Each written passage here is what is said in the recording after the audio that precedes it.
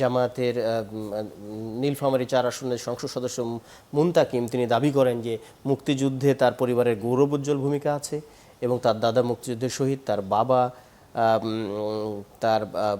বাবারা তারা ৭ ভাই ৪ জন মুক্তিযোদ্ধা। তো তিনি যেটি দাবি করেছেন, দেখা গেল তার বাবা মুক্তিযুদ্ধের শহীদ, কিন্তু পরবর্তীতে জানা গেল তার জন্ম মুক্তিযুদ্ধের পরে। এখন আবার জানা যাচ্ছে যে তার বাবা জীবিত আছেন। তো এইরকম একটা অবস্থার মধ্যে তিনি স্টেটমেন্ট দিয়েছেন যে ওনার মাথা ঠিক ছিল না এই বক্তব্য দেওয়ার সময়। এই বিষয়টাকে আসলে আপনি কিভাবে ব্যাখ্যা করবেন? ধন্যবাদ আপনাকে, ধন্যবাদ সম্মানিত দর্শকবৃন্দ। আমাদের আজকে সহ-আলোচক হিসেবে রয়েছেন জাহাঙ্গীর আলম ভাই, সবাইকে কৃতজ্ঞতা জ্ঞাপন করছি আমাদেরকে শোনার জন্যে। দেখুন, সংসদের যেই সময়টাতে কথা বলা হয়, এটা যারা নতুন বা নবীন সদস্য তাদের জন্য একটা, আমি বলবো, লিটমাস টেস্টের মতো।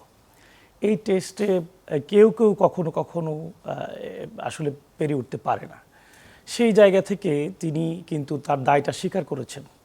আমাদের নীলফামারী ৪-এর সংসদ সদস্য তিনি কথা বলছিলেন মুক্তিযুদ্ধ নিয়ে। এর আগের একটা ইস্যুকে টেনে মুক্তিযুদ্ধ সম্পর্কে জামায়াত ইসলামীর মুক্তিযোদ্ধার ঘাটতি আছে, কমতি আছে, এরকম কথা সংসদে উত্থাপিত হয়েছে।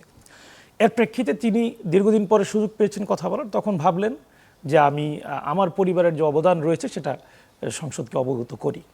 সে তার অংশ হিসেবেই তিনি তার দাদার শাহাদাতের কথাটা বলছিলেন। কিন্তু একই সাথে তার বাবাও মুক্তিযোদ্ধা, তার বাবা সহ ৪ ভাইয়ের মধ্যে ৭ ভাইয়ের মধ্যে ৪ জন হলো তারা মুক্তিযোদ্ধা। এই কথাটাকে উল্লেখ করতে গিয়ে শুরুতেই তিনি তার বাবার কথাটা বলেছেন যে আমার বাবা মুক্তিযুদ্ধে শহীদ হয়েছেন, আমার দাদা শহীদ হয়েছেন। বাবার শব্দটা আগে উল্লেখ করেছেন, তবে দাদা উল্লেখ করেছেন। তিনি তার এই কথাটাকে মিস্টেক হিসেবে পরবর্তীতে স্ট্যাটাস দিয়েছেন, এটার জন্য দুঃখ প্রকাশ করেছেন এবং ভবিষ্যতে এরকম না করার ব্যাপারে তিনি আশাবাদ ব্যক্ত করেছেন। আপনি কি মনে করেন যে এটি নিঃসন্দেহে ভুল নাকি অতিরঞ্জন, এবং তিনি কি বলছেন?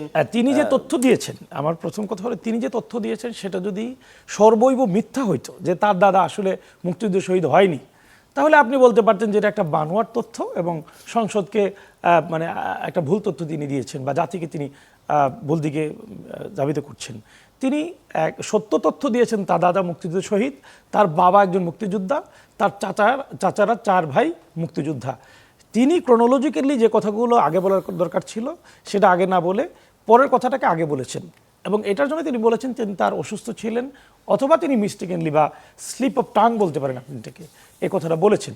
আমি মনে করি তার এটাতে দায় রয়েছে। তিনি এত গুরুত্বপূর্ণ ইস্যুকে গুছিয়ে প্রয়োজনে লিখে বলতে পারতেন, সেটা তার জন্য ভালো হতো। সেদিন তার বক্তব্যটা পুরোটাই অগোছালো ছিল। আমি সেখানে উপস্থিত ছিলাম, আমার শোনার সুযোগ হয়েছে।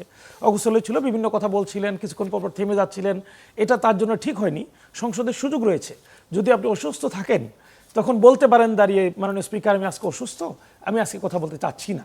তিনি এই সুযোগটা নেননি, বরং অসুস্থ থাকার পরেও তিনি অগোছালোভাবে তার কথাগুলো তিনি বলেছেন। বলতে গিয়ে তিনি মিস্টেক করেছেন।